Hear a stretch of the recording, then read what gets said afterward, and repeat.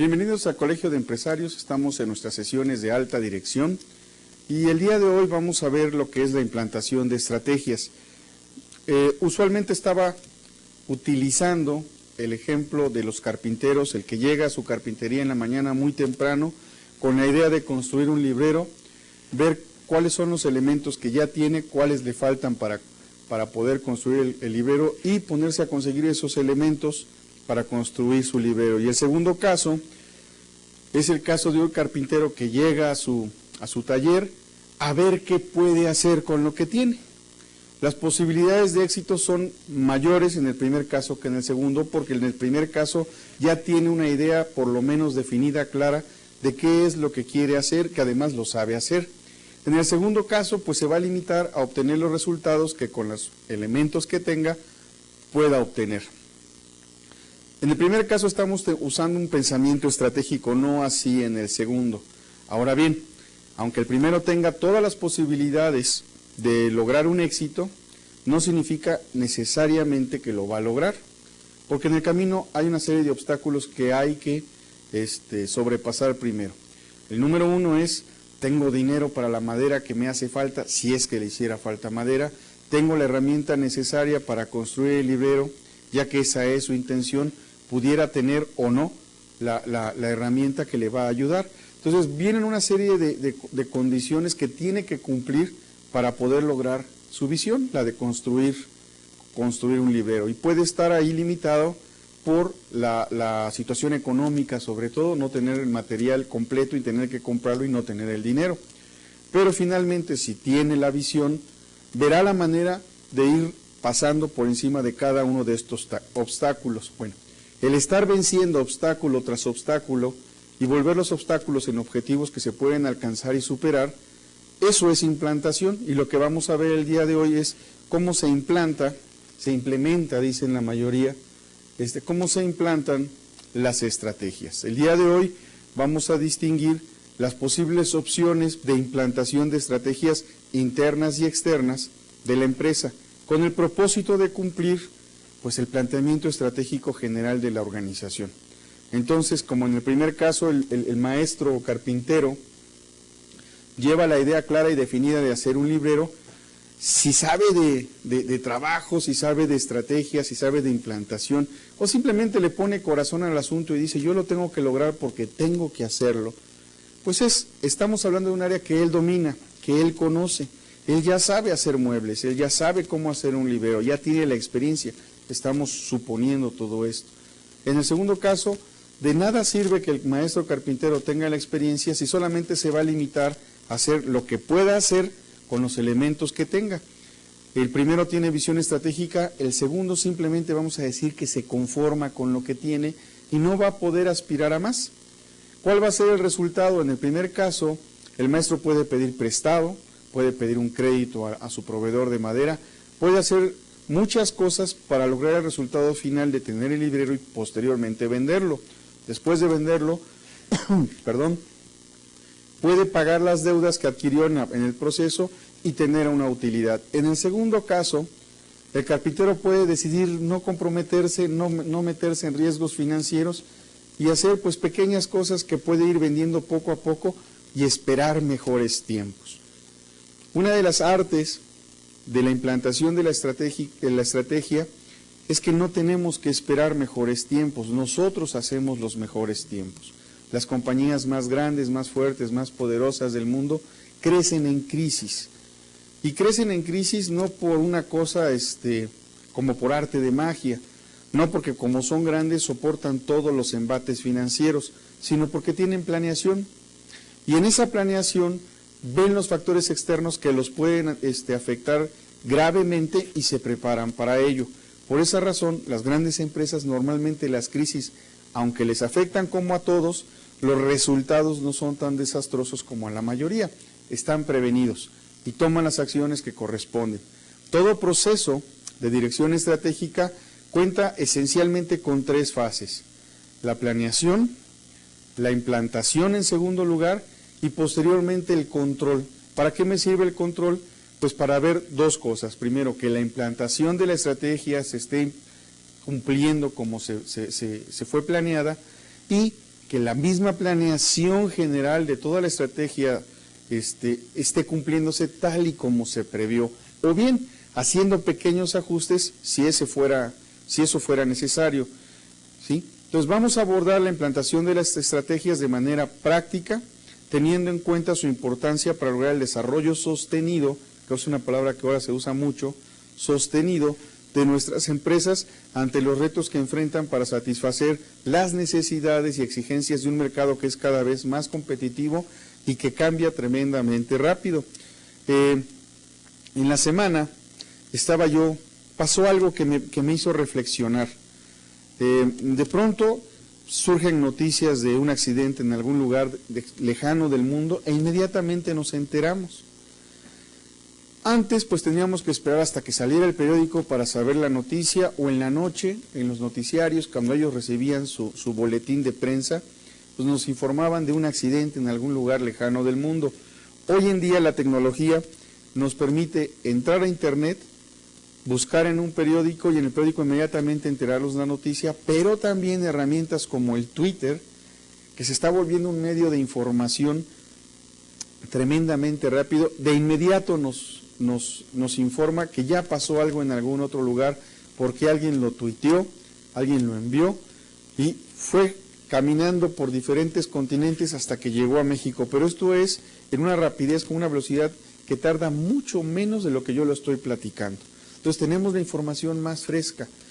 Si hay algo que es totalmente democrático, es Internet, es la web. Y es muy difícil escaparse a ello y no enterarnos, a menos que en gobiernos totalitarios, ¿verdad?, pues impiden el acceso a la red. Pero se mueve rápido.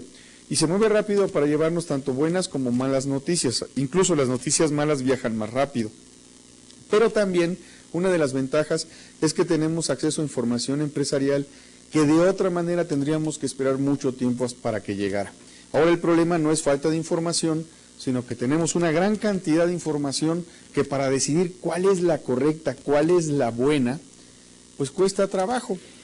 En los últimos meses han surgido noticias erróneas. Se murió tal artista y en Twitter vuela, pero como si acabara de suceder y la persona que lo está escribiendo estuviera ahí. Y posteriormente se descubre que no es cierto, que fue una información falsa que alguien soltó y que otro creyó. Bueno, les ha sucedido a periódicos de renombre, respetables, que se han equivocado y han dado por buena una noticia que surgió en Twitter y que era falsa. Estos tipos de errores, bueno, pues se emite un comunicado, ¿verdad?, y dice, nos equivocamos, ¿no? La información fue errónea. Y ahí queda, pero el prestigio de un organismo informativo queda en entredicho. En la implantación de la planeación estratégica puede suceder lo mismo.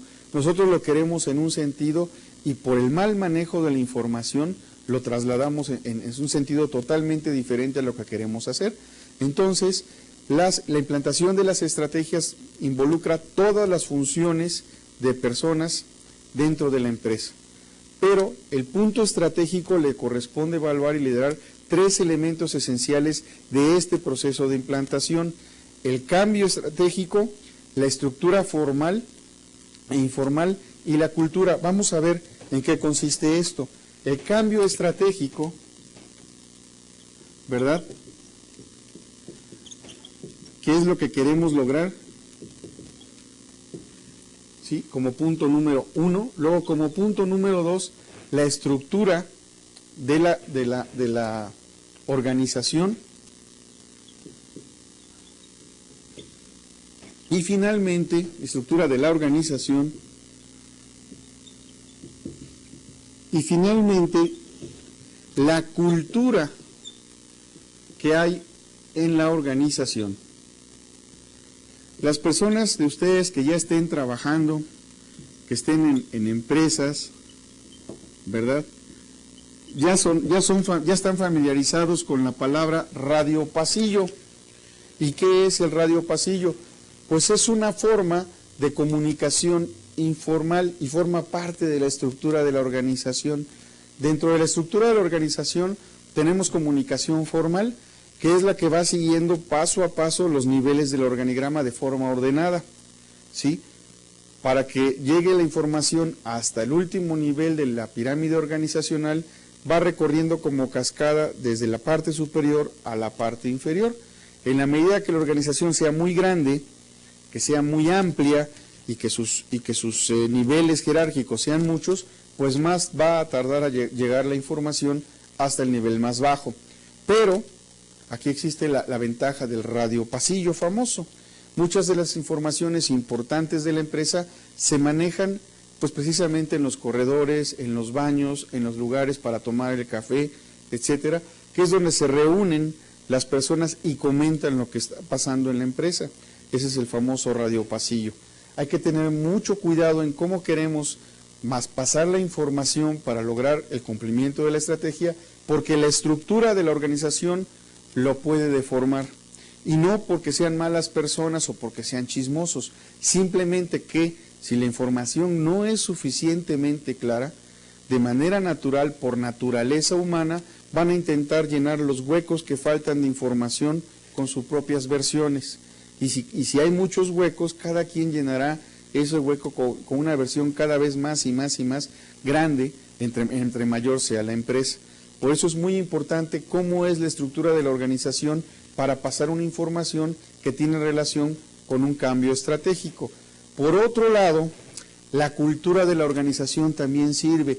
¿Qué es la cultura? Son los hábitos, creencias, valores que tiene toda organización y que vive día con día. Si la organización ha conocido bien a sus elementos, sabe perfectamente bien a quién creerle y a quién no. Va a decir, no, mira, ¿quién te lo dijo, fulanito? No, no le creas, es muy cuento. Oye, o lo contrario, ¿quién te lo dijo? Menganito, híjole. No, pues entonces sí es en serio.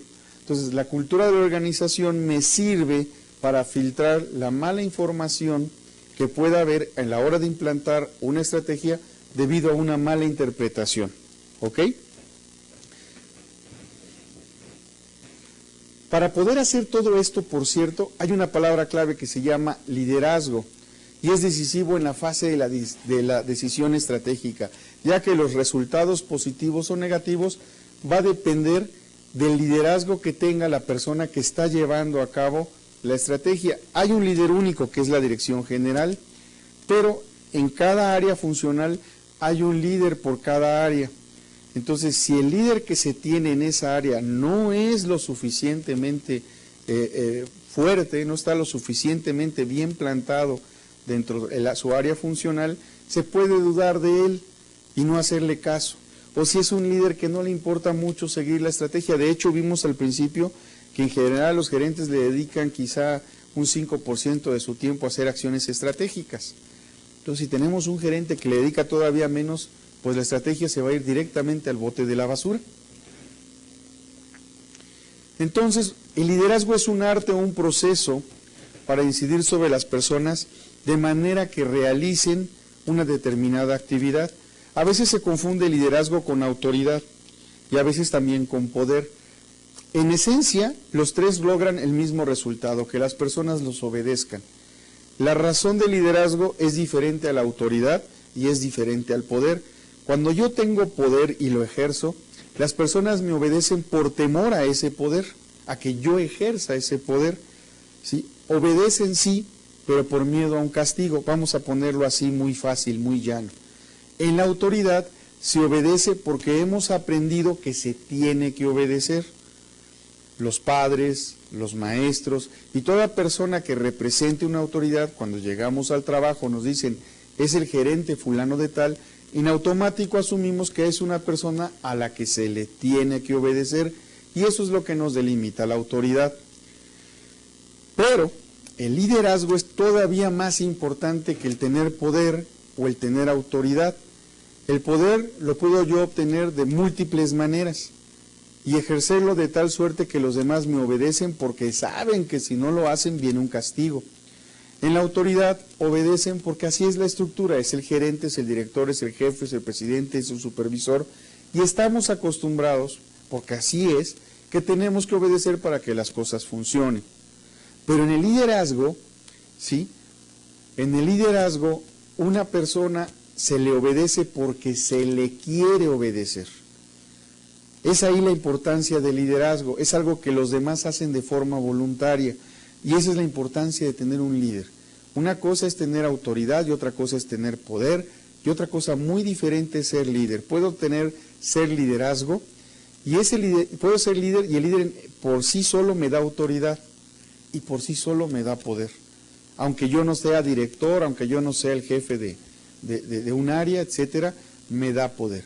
En algunas empresas, por ejemplo, cuando llega el director general y se presenta ante los empleados, se voltea a ver a uno, al que realmente es el líder, y lo ven a ver qué tienen que opinar o qué piensan, y el que tiene el poder del liderazgo, está viendo a la que dice el director y les hace una seña como diciendo, tranquilos, espérense, vamos a ver, o hace una seña que dice, no, ¿sí? Y entonces todos los demás van a actuar en consecuencia de lo que haga esa persona. Bueno, esa persona puede oponerse a un cambio estratégico. ¿Y por qué puede oponerse? Porque él no lo entiende. O porque ese cambio estratégico va a mermar su posición de liderazgo. Puede sentirla amenazada. Puede sentir que hay alguien que verdaderamente está ejerciendo o pretende ejercer un liderazgo en la empresa mayor que esta persona está ejerciendo. Y eso puede ser un riesgo para una buena implantación. Por eso es importante tener muy delimitado, muy bien marcado estos tipos de personas que están en la organización y que a veces la dañan sin ser esa la idea, ¿sí? Sin ser la idea de querer dañar la organización, solo que por su forma de pensar consideran que la estrategia no va a marchar, no va a funcionar, se ha hecho así durante muchos años, y quiero pensar que son bien intencionados, pero las opiniones de ellos, la forma de trabajar de ellos va a chocar con la estrategia que quiere implantar la dirección. Por esa razón es importante el liderazgo. Las personas siguen aquellas otras que son portadoras de satisfacciones de sus necesidades y de sus intereses. Si hay que trabajar más tiempo para ganar más, para que ustedes ganen más, lo van a hacer con gusto. Pero si al final de la jornada, al final de ese trabajo adicional, ustedes no ven un beneficio directo en sus bolsillos, la siguiente vez que los inviten a trabajar más, ya no lo van a hacer. ¿Por qué? Porque ven que el beneficio no es para ustedes, se va en otra dirección. En alguna empresa en la que yo trabajé, cada 4 años se cambiaban los vehículos desde gerentes para arriba. Todos los que usaban vehículos, cada 4 años se cambiaban. Y se cambian por cuestiones fiscales. ¿Sí? Hay una deducción importante de impuestos cada vez que viene un cambio de autos. Y este cambio pues se va haciendo año con año. Perdón, esta deducción se hace año con año. Entonces es importante en la empresa deducir impuestos, y una de las formas rápidas de hacerlo es comprándole autos a sus ejecutivos. Sucedió, pero esto ya es un programa, ya está planeado, ya es un gasto que está determinado en la organización. Sucedió que un año la empresa tuvo ingresos muy por debajo de lo esperado debido a tipos de cambio, se vendían en dólares y el dólar se vino abajo, y entonces los ingresos convertidos a pesos no eran tan atractivos, y el reparto de utilidades al siguiente año iba a ser muy pequeño con respecto a los años anteriores, pero coincide justamente en el año que se tienen que comprar los carros. Entonces lo que hacía la empresa es, en diciembre se compran y se van entregando por ahí de enero, febrero y algunas veces hasta en marzo. A veces se tardaban porque no estaban los vehículos. En una reunión de dirección, decía el director general, pues vamos a hacer esto, y se toca el punto de que no va a haber reparto de utilidades. Algo tan simple, pues no hay porque pues no hubo, ¿no? Va a ser muy pobre, muy poco, va a ser muy bajo. Y también se toca el tema de los cambios de los vehículos de los ejecutivos. Inmediatamente hice la observación, el pago del PTU, o del reparto de utilidades, como se conoce informalmente, es hasta abril, el 20 de abril es el último día. Entonces lo que sugerí fue que los cambios de los automóviles se hicieran en la primera semana de enero. ¿Por qué la primera semana de enero? Porque hay poca gente en la planta, ¿sí? La gente está de vacaciones. Entonces la idea es, ¿quieres tu carro? Vienes la primera semana de enero, papá. Si no, te vas a esperar hasta por mayo, una cosa. Fue la amenaza hacia los gerentes. Entonces, ¿qué sucedió? Se cambiaron los carros, pero la gente, los trabajadores de planta, porque los carros se llevaban a la planta, y era donde más se concentraban los automóviles, la gente de los obreros, los que estaban en fábrica, no notaron el cambio. Nunca vieron en su patio lleno de carros nuevos para después decir, hombre, no nos dieron reparto, pero estos canijos sí se llevaron la lana en el carro. El carro es de la empresa, no es del trabajador, es parte del activo de las empresas, y a veces los tienen, ni siquiera a veces son parte del activo, son rentados, pero el trabajador promedio eso no lo entiende, piensa que lo están explotando, ¿sí? Y eso es una cultura general en la mayor parte de nuestras empresas. Entonces, ¿qué sucedió? Pues en el momento que dijeron, ahí están los carros, pues los señores tuvieron que dejar un día de vacaciones para ir a recoger su carro y sacarlo de la planta lo más pronto posible. Cuando se vuelven las actividades a principio de año normales, pues de pronto veían que uno llegaba en un carro nuevo y otro, pero no los vieron a todos juntos. Después vino la decisión, ay sí, mira, esto sí cambian, porque de todas maneras hablan, pero aquí tardó más y fue más disgregado. Bueno, eso fue una acción estratégica para causar la menor molestia a los trabajadores, ¿sí? Se cambian los carros y después viene el reparto. Si hubiéramos avisado primero, no hay reparto de utilidades, y después se compran los carros, que es una compra prevista por la empresa, el efecto hubiera sido muy, muy negativo.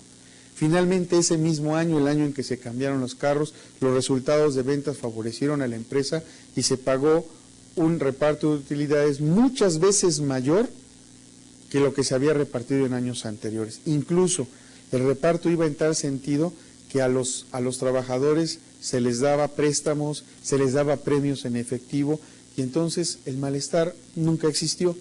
Vieron que hubo una reacción, en este caso por parte del equipo de ventas, que benefició a todos, empezando por los trabajadores, que son los que trabajan pues prácticamente con las manos, con su fuerza física, ¿verdad?, con sus ojos, y que son los que a veces más alejados de los planes estratégicos tenemos. Entonces, se requiere liderazgo. Durante décadas, los estudiosos de la dirección han buscado un estilo óptimo de liderazgo y han desarrollado infinidad de teorías, ¿sí? Las investigaciones indican que no hay un mejor estilo que otro. El mejor estilo es aquel que adapta su comportamiento a las exigencias de su propia y exclusiva situación. ¿Qué significa esto? Dicho por Paul Hershey, es la teoría del liderazgo situacional. Lo que hoy utilizo puede no funcionarme mañana. Entonces yo tengo que ver qué es lo que puede funcionar mañana y actuar en consecuencia. Se le conoce como liderazgo situacional. Hay toda una serie de teorías, el grid gerencial. Cuando vean liderazgos o si ya lo vieron, recordarán que el liderazgo se mueve de acuerdo a la situación. En cuanto a Blancar y Hershey, dice que el liderazgo tiene que ver con la madurez del líder y con la madurez del equipo que se está dirigiendo, y se va moviendo en cuanto a la madurez de este equipo crece, ¿sí?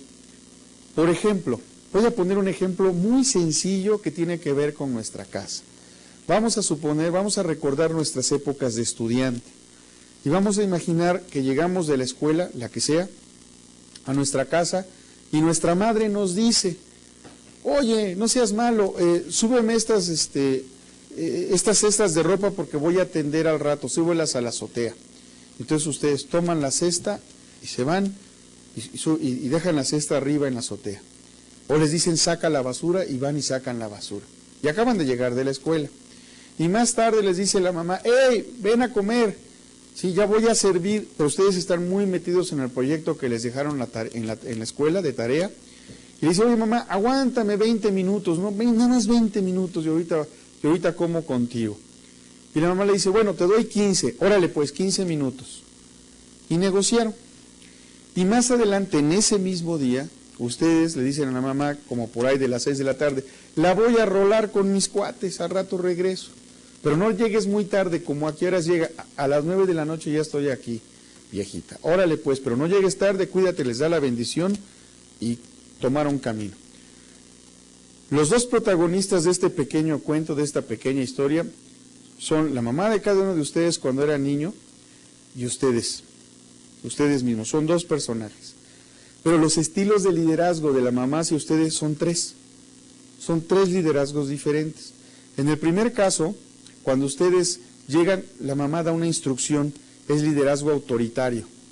¿Sí? Haz esto y ustedes lo hacen, no reclaman, ni chistan. Pues es la viejita y la tenemos que respetar. ¿Sí? Es una autoridad en ese momento porque entendemos que debemos de obedecerla. En el segundo caso, cuando nos invita a comer, cuando dice ya va a estar, oye, bajo en 20 minutos, no, que sea en 15, órale pues, negociamos, ¿sí? Tuvimos más libertad. Y ese segundo caso, ya en la mamá que ejercía su liderazgo, no era un liderazgo autoritario, era un liderazgo democrático. Nos permitió negociar, nos permitió intercambiar ideas y quedar en un acuerdo que a los 2 benefició. En el tercer caso, cuando mamá me voy con mis cuates, ni siquiera pedí permiso. No hay necesidad de pedir perdón, avisé. ¿Sí? Y hasta dije, ¿a qué hora pensaba yo llegar? Ahí no hubo liderazgo. ¿Sí? El liderazgo, la posición de liderazgo se considera liberal. Fíjense que la misma persona en un mismo día ejerció 3 tipos de liderazgo: autoritario, democrático y liberal. ¿A qué se debió? A la circunstancia. Así de sencillo. Entonces, cuando ejercemos el liderazgo, un buen líder debe de estar consciente de cuál es la circunstancia para saber si impone un castigo o para saber si deja que las cosas fluyan o si es necesario negociar. Por eso es importante que haya un buen líder que entienda esta situación para poder ejercer su liderazgo en consecuencia. ¿Con qué propósito? ¿Con qué objetivo? Obtener el cambio estratégico de la organización. En la Edad Media las condiciones personales caracterizaban a los líderes por su valor, por su fuerza, por sus dotes como guerrero, ¿sí? Es más, entre más cicatrices se le vieran en el cuerpo, más reconocido era. Decía, ha estado en varias batallas y miren, lo han herido, o sea, es una persona que sale al frente, ¿sí? Todas estas habilidades demostradas en combate, en cada época, en cada sociedad, en cada momento histórico, se requieren de ciertas cualidades. Si posiblemente las condiciones de un líder en el futuro pues sean diferentes a las condiciones que hay actualmente. Es más, no posiblemente, seguramente. Fidel Castro Ruz es quien decía esto casualmente. Quizás en otro momento haga falta gente más fría, menos intuitiva, más metódica, otro tipo de hombre, ¿sí? El educado para dirigir la sociedad en otra fase de su desarrollo, aunque siempre será necesaria una dosis de espíritu creativo e imaginación. Estas frases que tienen ustedes en su diapositiva son de Fidel Castro, que es considerado un dictador. ¿Por qué ha durado tantos años? Porque ha movido su liderazgo como conviene de acuerdo con la situación y sigue siendo líder. Así de sencillo, o sea, pues si alguien puede hablar de liderazgo, creo que es él, ¿sí? Liderazgo autoritario, no en todos los casos. Hace algunos años hubo un concierto en la isla que hablaron de libertad y todo y lo dejó, ¿sí? Sí, hombre, que hablen de libertad, yo sigo controlándoselas, no se preocupen, punto. Los líderes efectivos deben de conocer a su personal lo suficientemente bien para dar respuesta apropiada a las demandas que las habilidades que se requieren para poder lograr el plan estratégico. El líder debe de recordar que a lo largo del tiempo los seguidores como individuos y como grupos desarrollan sus propios patrones de conducta y formas de operar. Si no están en Twitter, yo los invito porque es una herramienta moderna. ¿Y por qué los invito? Porque el juego se llama tener seguidores. Que haya gente que les interese lo que nosotros hablamos y nos comiencen a seguir por lo que nosotros decimos en Twitter. Entonces ustedes deciden cómo se van a comportar en Twitter.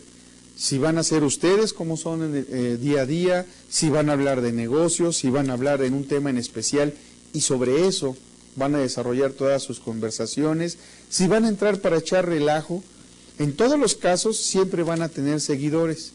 La única diferencia es el tipo de seguidores que van a tener. Y entre más seguidores tengan, mayor es su capacidad de liderazgo. ¿Ok? Entonces, como ejercicio de liderazgo, Twitter es bueno. Ahora bien, les voy a pasar un tip yo descubrí que lo importante quizá no es tener muchos seguidores, sino que lo sigan personas que tienen muchos seguidores. Porque cuando uno de esos lo sigue a ustedes, una persona que tiene 2,000, 3,000 seguidores y ustedes tienen 300, y esa persona voltea y los ve a ustedes, ojo, ustedes están en posición de liderazgo de esa persona y de todos sus seguidores. Algo interesante vieron en ustedes que los va a seguir. Entonces, vamos a como ejercicio, es bueno entrar a Twitter y ver qué posibilidades tenemos de tener muchos seguidores. Tan sencillo como empezar con los primero con los amigos y poco a poco ir creciendo esa fortaleza. Mi recomendación es no entren solos. El mismo día y más o menos a la misma hora que entren varios de sus amigos y empiecen a conversar en Twitter y después buscar a personas para que se reúnan, se juntan en esa conversación y sea más fácil la entrada. Posteriormente les daré algunos datos en donde pueden ustedes entrar a Twitter y a algunas páginas en internet donde ustedes pueden aprender cómo hacer este uso de este liderazgo. Un buen líder, ¿sí?, debe de crear un clima laboral que induzca a los trabajadores a alcanzar los resultados. Si el líder siempre se queja, ¿sí?, si el líder siempre se queja, su gente no duden que también se va a quejar. Si el líder siempre está de malas, así va a estar el equipo. El equipo es un reflejo de cómo es el líder y cómo es en todo, ¿sí? No importa lo que les diga el líder, es lo que hace, lo que los demás van a hacer, ¿sí? Entonces debemos de crear un clima de una gran familia, de un gran equipo, donde sí debe de haber las diferencias de puestos, pero que esas diferencias no sean enormes, no sean abismales, sino que sean sutiles, que la gente sepa que la persona con la que estoy bromeando y estoy contando chistes en este momento es mi jefe y está de buenas y por eso está contando chistes y así lo voy a entender yo, ¿sí? Viene muy contento, quiere decir que las cosas van bien y se aventó 2 o 3 chascarrillos, qué padre, las cosas van jalando bien, vamos a seguirle echando ganas, ¿ok? Entonces es muy importante crear un equipo porque además son los con los que trabajamos más íntimamente, más fuerte y nos comunicamos durante más horas en todo el día, incluso más que en nuestra propia casa. El rol del poder, el poder es un rol, ¿sí? Un profesor tiene una dosis de poder frente a un grupo de estudiantes, tiene el poder de la calificación. Un policía de tránsito tiene el poder de levantarnos una multa, ¿sí? Un militar tiene el poder de dispararnos si no acatamos una orden. Son roles, aunque existe la concepción popular de que el poder es innato en determinadas personas. Bueno, sí hay personas que por su forma de ser desde el principio tienen el poder ya como un aura, pero el poder al final del día se va aprendiendo y se va aprendiendo con la práctica constante. Se puede aprender a usar el poder, ¿sí? ¿Cuáles son las fuentes de poder? Bueno, pues está primero que nada el poder del experto. ¿Cuál es este poder del experto? El que sabe más. Y porque sabe más, tiene poder. Cuando tenemos una duda, acudimos a la persona que tiene poder. ¿Para qué? Tiene poder porque tiene conocimiento. Y como tiene conocimiento, vamos a aprender de ellos. Entonces, durante mucho tiempo, en muchas esferas, la mayor fuente de poder de muchos altos dirigentes es el poder del experto.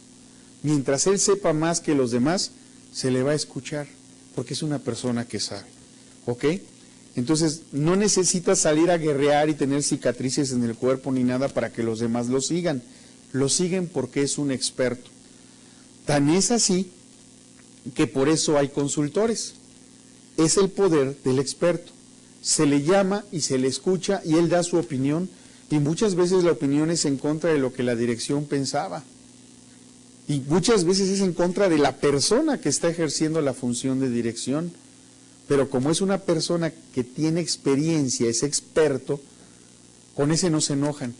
Y por esa razón se le escucha muchas veces más a la persona externa que viene a aconsejarnos y que estamos pagándole, que a la persona que de gratis nos dice lo mismo dentro de la oficina, ¿verdad? Y entonces el director, perdón, se queda callado y piensa, caray, eso ya me lo habían dicho. Fulanito tenía razón. Sí, estaba yo equivocado. Pero lo piensa, no lo dice. Los altos gerentes que llegan a esta posición transitando por los diferentes cargos en el escalón de mando tienen poder, son más reconocidos por el equipo que los que llegaron de fuera, porque no saben de dónde vienen ni qué hicieron. Es más, muchos los investigan. Y ahora es muy fácil y tenemos el verbo googlear. Googléalo a ver si aparece en Google, ¿no? A ver si está, a ver qué hizo. Entonces lo googlean y dicen, caray, este tipo ni siquiera aparece en internet. Entonces la gente tiene la tendencia a creer más en un líder que han visto crecer con sus propios ojos, ¿verdad?, que alguien que llegó de fuera, aunque el que llegó de fuera sea más competente, ¿eh? ¿Por qué? Es el poder del experto. También está el poder del control sobre la información. Se dice, y se dice muy bien, quien tiene la información tiene poder. Si yo quiero mantener mi poder, no suelto la información, la manejo oculta. ¿Qué es lo que hacen muchos directores en la Junta? Lleva aquí su informe de finanzas de todos y cada uno de los directores, y cuando les empieza a preguntar y ya algo no le parece, saca el dato. Oye, pero están gastando mucho en tu área, y cambió la Junta. Pero ¿qué sucede? El director tiene la información a la que nosotros a veces no tenemos acceso. De hecho, los directores tienen información que el resto de la empresa no tiene, porque es estratégica. Entonces, eso ya da un poder. Yo puedo decidir mejor si tengo la información, puedo opinar mejor si tengo la información. Henry Mintzberg, que por cierto Henry Mintzberg está en contra de los MBA, de los Master Business Administration. Dicen que no sirven para nada, que lo que sirve es el trabajo en la oficina, en la empresa. Señala que un líder es la persona más informada de la organización, ya que éste garantiza la cooperación y coordinación entre todas las partes que hay en una empresa. Entonces, entre más informada esté, más cualidades el líder tiene. Entre más cosas sepa de dentro y de afuera, más cualidades tiene para ejercer un poder de control sobre la información. El poder del compromiso o el intercambio. ¿Cómo es este poder? Yo te doy algo que tú necesitas y tú me das algo que yo necesito. En el intercambio, el líder hace algo por un miembro del grupo, ¿verdad?, lo cual propicia que esa persona se sienta comprometida con el líder. Voy a poner un ejemplo simplísimo. Bueno, es hasta tonto de lo simple que es, pero la mayoría no lo hace. Está platicándonos uno de los trabajadores, no, pues fíjese que mañana es la fiesta de mi niño y tal, y pues sí es su presentación en el kinder. ¿Cómo la ves, jefe? No, pues qué chido, ¿no? Qué padre. Y ahí se queda. A lo mejor al trabajador le faltó la valentía de decir, oye, dame chance de ir a ver a mi hijo en su festival. ¿Sí? Que también lo puede decir. Y el jefe le va a decir, oye, no, pues ¿cómo te vas a ir al festival? Pues, aquí hay trabajo. Y no lo deja ir. O bien simplemente se lo están platicando y el otro se queda callado. Y como el otro se quedó callado, como el jefe se quedó callado, el involucrado pues ya no pide el permiso, dice, no me lo va a dar.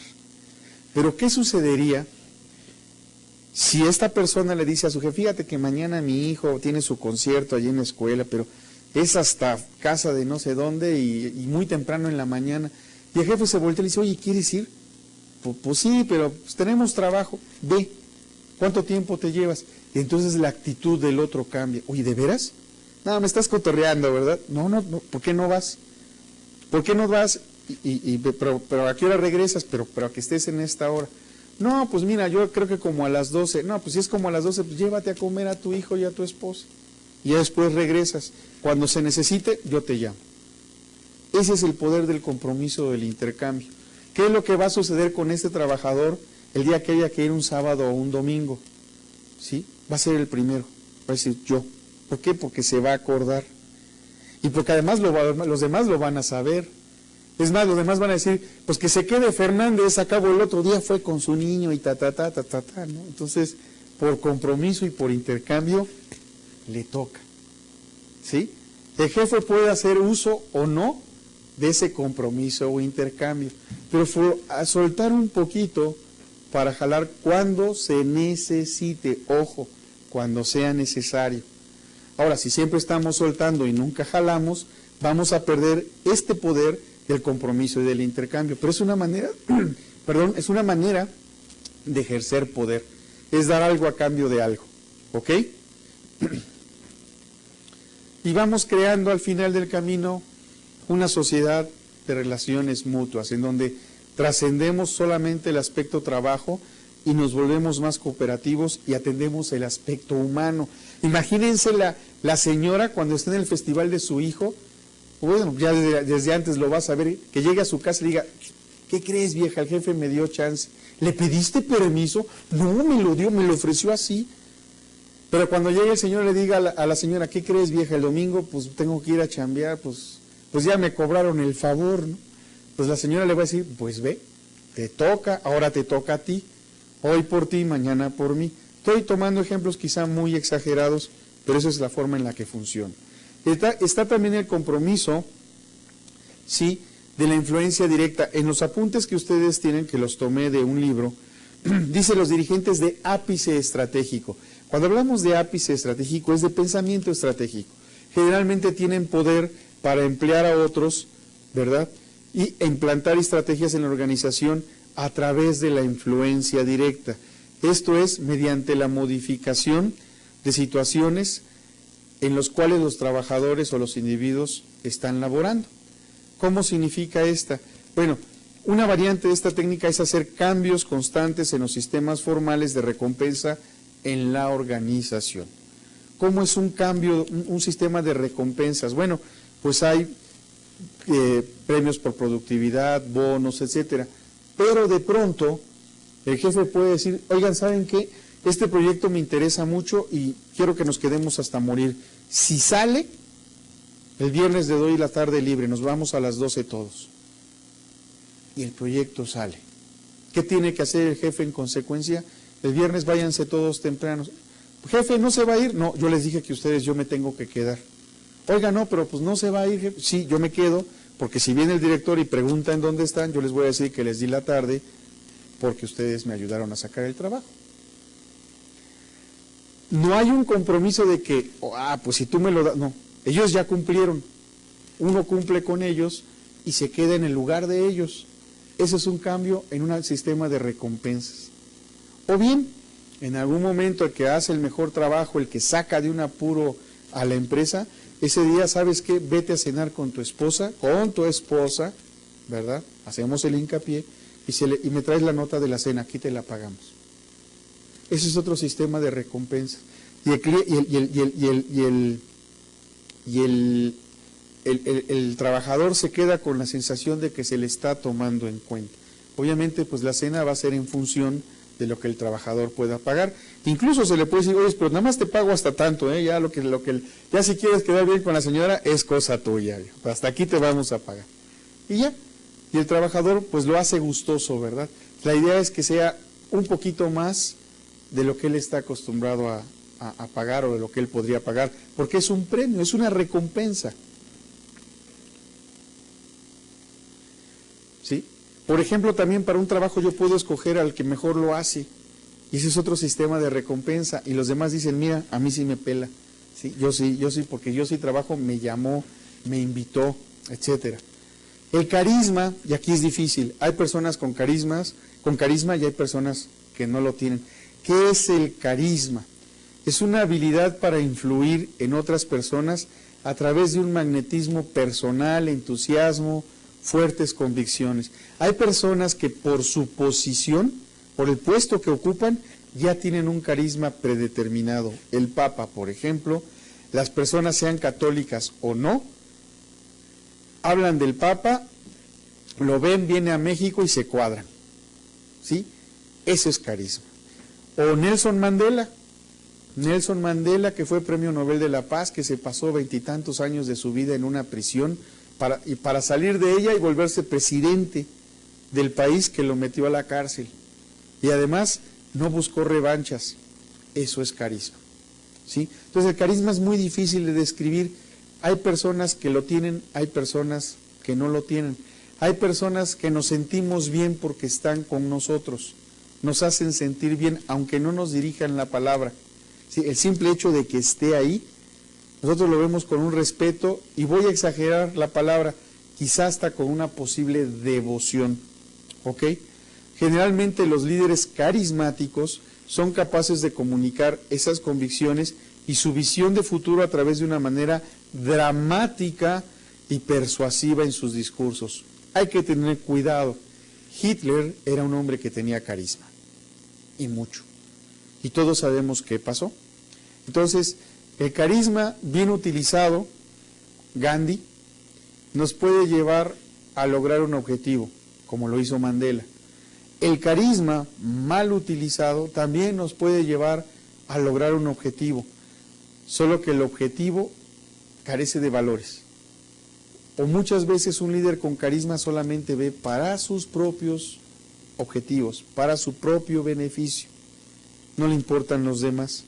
Y de esos, en la política, tenemos algunos. Ustedes ya los tienen identificados. El poder para enfrentar la incertidumbre.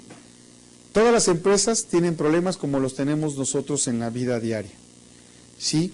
A lo mejor ustedes recuerdan algún caso que les pasó cuando eran niños y llegó su papá y les dijo, tranquilo, aquí estoy yo. Y ustedes se sintieron tranquilos porque papá lo va a resolver. Bueno, lo mismo sucede en las empresas. Ahí no tenemos papás, tenemos líderes. Y viene una situación que el líder dice, tranquilos, viene un recorte de personal, pero de aquí yo creo que no se va a ir nadie, porque todos hacen falta, todos están trabajando bien. Y después de que viene el recorte de personal, se dan cuenta que efectivamente a ustedes no los tocaron. Crece la admiración, el respeto y el liderazgo de ese jefe que los protegió en un momento de incertidumbre. Y dicen, no, yo con muero en la línea, ¿no? Lo que me diga, viejo. ¿Sí? ¿Por qué? Porque está conmigo, trabaja conmigo. Entonces, el poder para enfrentar la incertidumbre, cada vez que hay dudas y sale alguien y las resuelve y nos protege, se gana posición de liderazgo, porque supo cómo actuar y defendió al equipo. A veces el jefe viene un recorte y él se salva, ¿no? Bueno, pues ¿qué creen? Me ascendieron a la otra empresa, ahí se ven y ojalá que les vaya bien, los quiero un montón, ahí estamos en contacto, ahí me hablan y y ya los dejó con el paquete solos y todos así viendo hacia los lados como diciendo, ¿y ahora qué? Por lo tanto, el papel del líder en el proceso de cambio estratégico es estratégico. Sin un buen líder no podemos implantar estrategias. Acabo de dar 6 ejemplos de diferentes roles de poder, pero en función de liderazgo, no tanto de poder, que los obedezcan porque tienen el deseo de obedecerlos. Detectar desde su perspectiva de visión dentro de la organización hechos o tendencias o hechos y tendencias del entorno, tanto interno como externo, que justifiquen el cambio, que la gente vea que el cambio nos va a mejorar, que a lo mejor nos va a entorpecer en un principio, pero que una vez que esté implantado, ¿sí?, esto va a caminar solito. Abogar ante quienes tienen poder legitimador de la necesidad del cambio. Convertirse en ellos mismos en legitimadores con su actitud.